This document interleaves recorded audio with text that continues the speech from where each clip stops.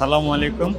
আমাদের প্রতিষ্ঠান হৃদয় Rifat industries limited 2010 সাল থেকে আমরা এই প্রতিষ্ঠানের মাধ্যমে আমরা রপ্তানি করে আসতেছি।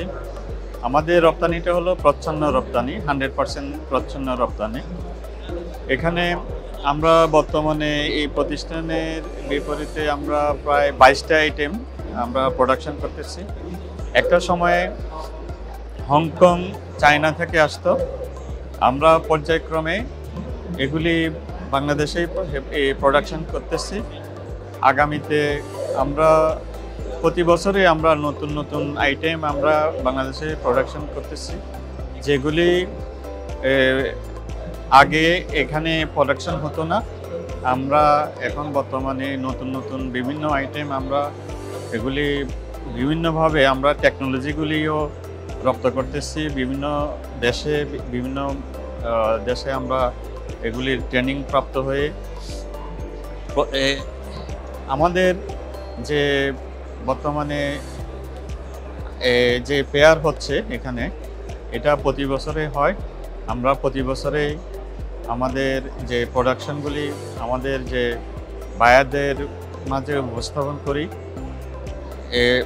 এছাড়া আমাদের লোকাল যে যে পেয়ারগুলি হচ্ছে, এগুলি ছাড়াও আমরা যদি দেশ বিদেশে ইপিবির মাধ্যমে বিভিন্ন রকম পেয়ারে আমরা পার্টিসিপেট করতে পারি, তাহলে আমাদের দেশের জন্য ভালো, এখানে ফরেন কারেন্সি আর্নিং হয়।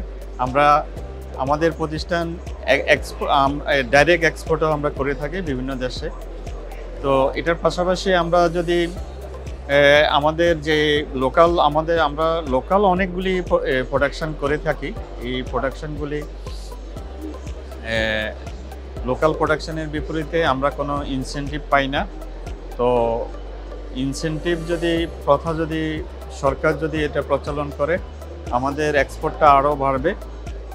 তো এই প্রেক্ষিতে আমি বাংলাদেশ সরকারকে বলবো যে আমাদের রপ্তানি বৃদ্ধির সাথে ইনসেনটিভ যেন চালু করা হয়, তাহলে আমাদের দেশে ফরেন কারেন্সিটা ভালোভাবে আর্নিং হবে এবং কি আমরা বিভিন্ন দেশের সাথে প্রতিযোগিতামূলকভাবে আমরা টিকে থাকতে পারবো।